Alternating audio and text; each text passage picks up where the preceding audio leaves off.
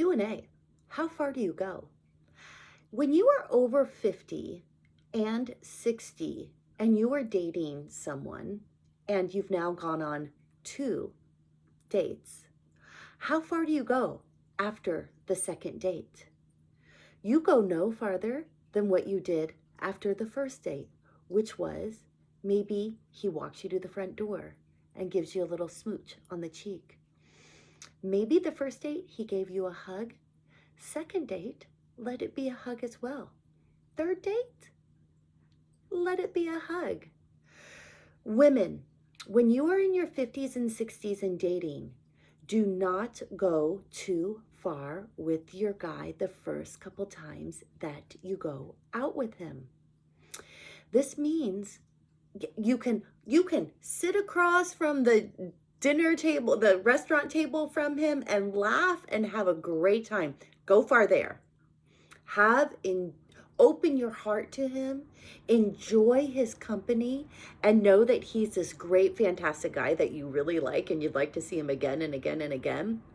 But do not think, oh my gosh, now that we've had a couple dates, now I need to invite him into my apartment or invite him into my home or say, hey, let's go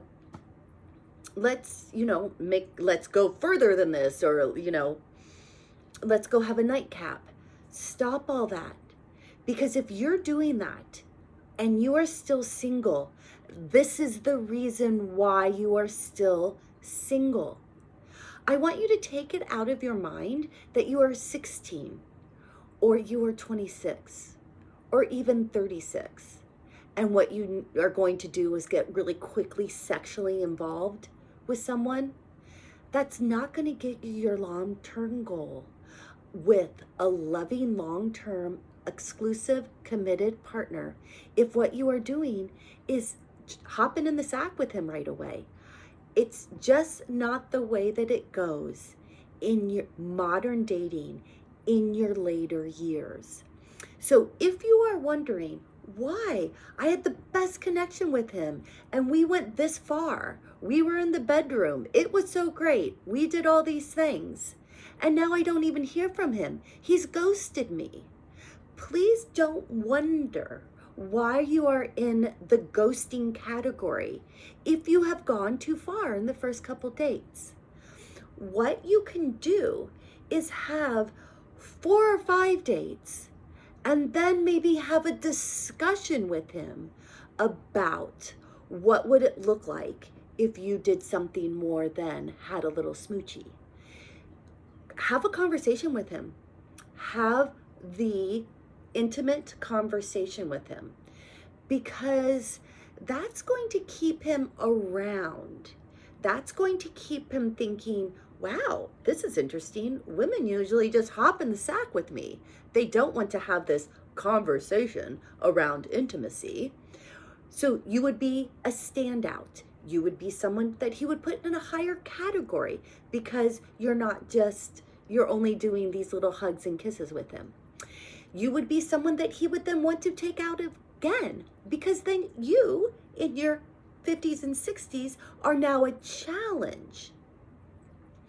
You are someone that he's thinking about when he's at home. He's thinking about having another date with you. He's thinking about, wow, that's a high quality woman with boundaries. And that's what you want your man to be thinking. That you have boundaries, that your qualities are high, and that you just aren't sleeping around. Because if he gets any little sniff that you've been around the block, he's not going to want to be involved.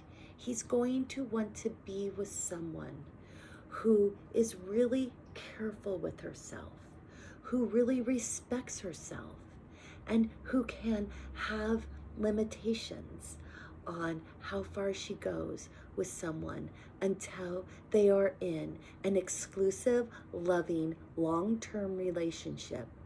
And then you can hop in the sack with him.